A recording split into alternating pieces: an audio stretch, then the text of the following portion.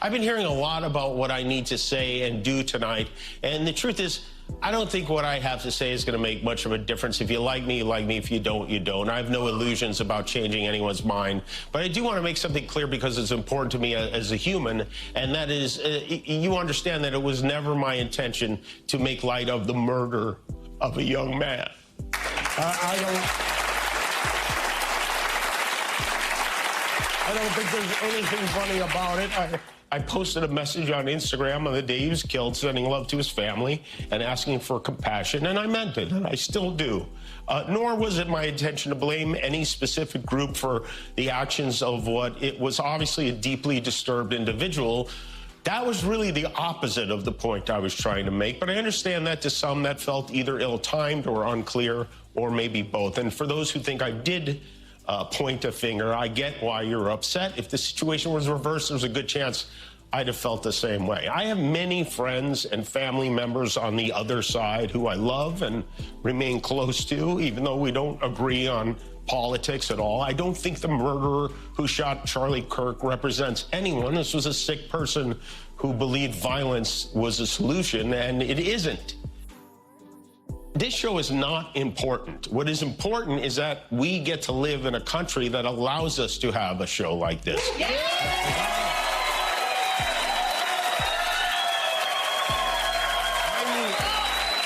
I've had the opportunity to meet and spend time with comedians and talk show hosts from countries like Russia, countries in the Middle East, who tell me they would get thrown in prison for making fun of those in power, and worse than being thrown in prison. They know how lucky we are here. Our freedom to speak is what they admire most about this country.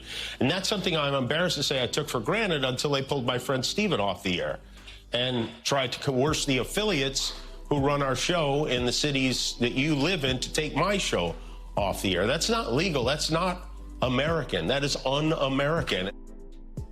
The President of the United States made it very clear he wants to see me and the hundreds of people who work here fired from our jobs. Our leader celebrates Americans losing their livelihoods because he can't take a joke.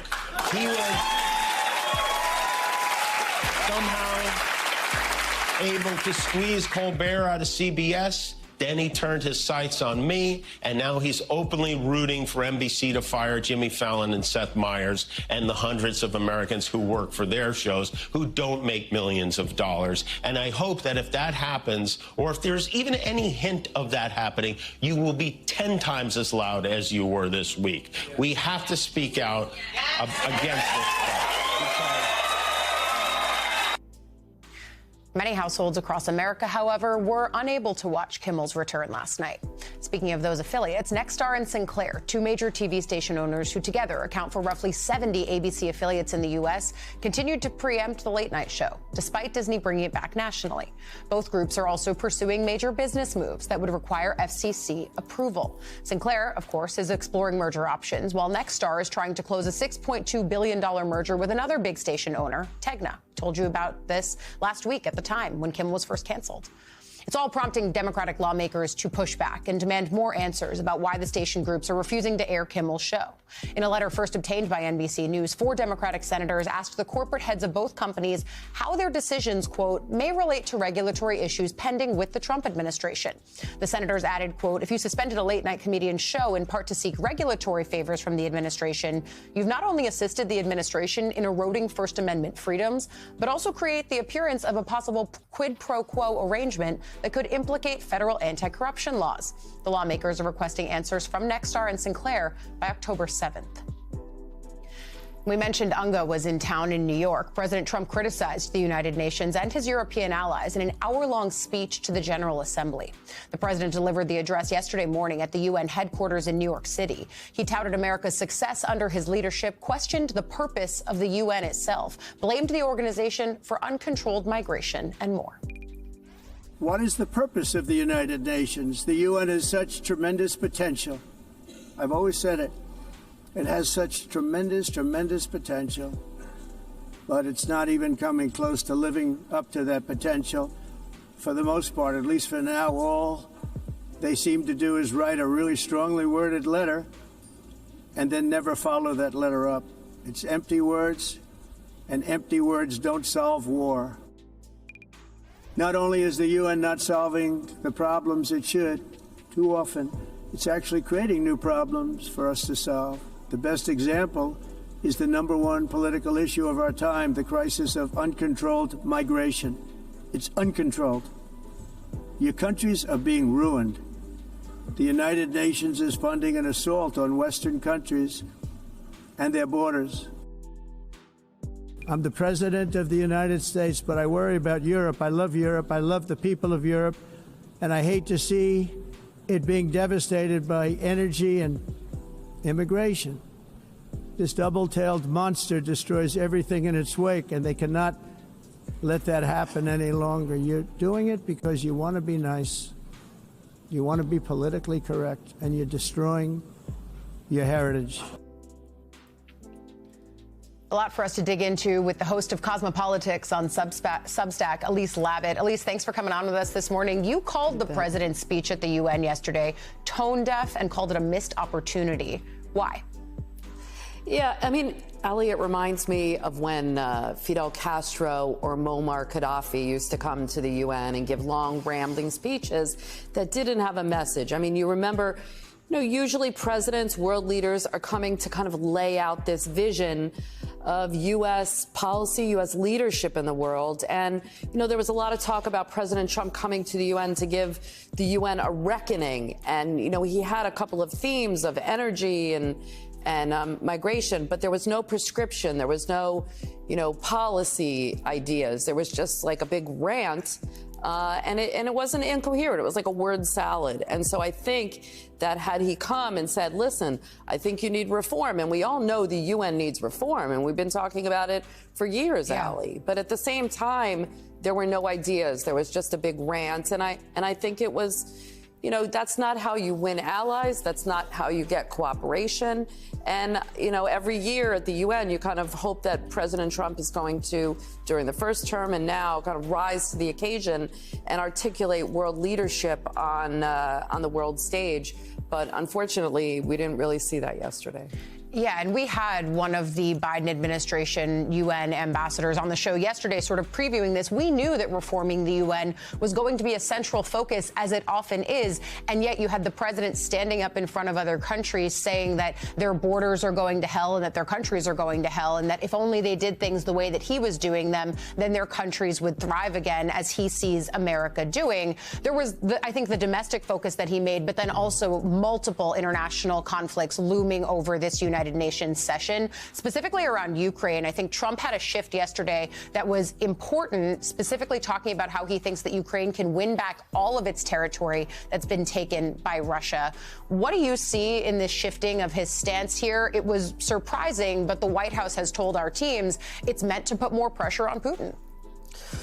Well, I think this is the policy that European leaders and certainly President Zelensky, who President Trump met with yesterday, was looking for. Like, the unfortunate thing is he keeps changing his mind so many times. And if he's saying that NATO should go after Russia, and let's be clear, Russia is testing NATO, whether it's putting drones in Ukraine or, incursions, drones into Estonia. He's testing the limits, and NATO countries have been, kind of patient. But if President Trump is saying, yes, NATO countries should go after them, are these countries going to say President Trump will have our back, or the next day will he change his mind, given the relationship between Vladimir Putin, the meeting in Alaska, and his reluctance to really push Putin? I think, Trump's word is a little bit unreliable at this point. Yeah, I think the unpredictability is so important, and it also factors into the way that people are thinking about the U.S. role in ending the ongoing conflict in Gaza. He criticized the countries that recognized Palestinian statehood in the days leading up to the United Nations. In the roughly minute that we have left here, Elise, what did you see in the way he reacted to that move and the way that the UN writ large can help bringing an end to this war? Well, I don't think the UN recognition is really going to have an effect. I mean, this is a, state in name only. It doesn't create all the conditions for a state. President Trump did meet with a group of Arab nations yesterday to talk about the U.S. plan for the way forward, whether it's reconstruction, Palestinian governance, and other things like that. What's really missing is this pressure on Netanyahu, and President Trump, according to diplomats I spoke to, say that he knows that annexing the West Bank in retaliation for this recognition would be a red line for a lot of these Arab countries that are in the Abraham Accords or have relations with Israel. And so he really is kind of send the message to Netanyahu on Friday when they meet about not taking that extra step and inflaming tensions even further. Yeah, still many more world leader speeches to watch. Zelensky this morning, Netanyahu later on in the week. Elise Labott will leave it there. Thank you for coming on with us. In breaking entertainment news, Jimmy Kimmel Live is officially back on air after ABC's temporary suspension of the show. The late-night program, which has been a staple of ABC for over 2 decades, was abruptly pulled from the schedule following controversy over Kimmel's sharp political commentary, especially his relentless jokes aimed at Donald Trump and his allies. For weeks, speculation swirled. Was this the end of Jimmy Kimmel on network TV? But now, ABC has made it clear, Kimmel isn't going anywhere. The show will return to its regular slot, with the network citing overwhelming support from fans, advertisers, and the entertainment community. According to insiders, the backlash against the suspension was stronger than expected, forcing ABC to reverse course. For Trump supporters, Kimmel's absence had been a victory, proof that late-night comedians were being held accountable for what they call bias. But today's news flips the narrative. With his return, Kimmel is more emboldened than ever, and audiences are eager to see whether he addresses the controversy head-on or doubles down on his signature style of political humor. The timing couldn't be more dramatic.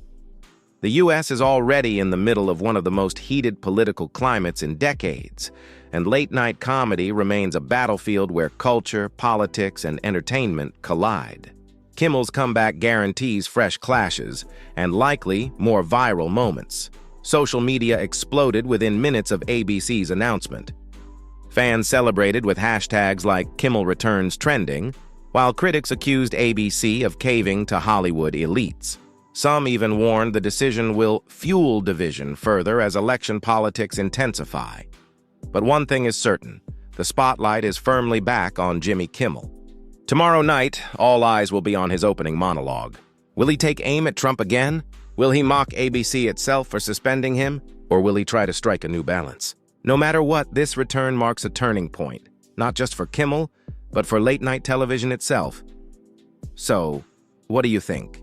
Did ABC make the right move bringing Jimmy Kimmel back? Or is this decision going to spark even more controversy in an already divided America?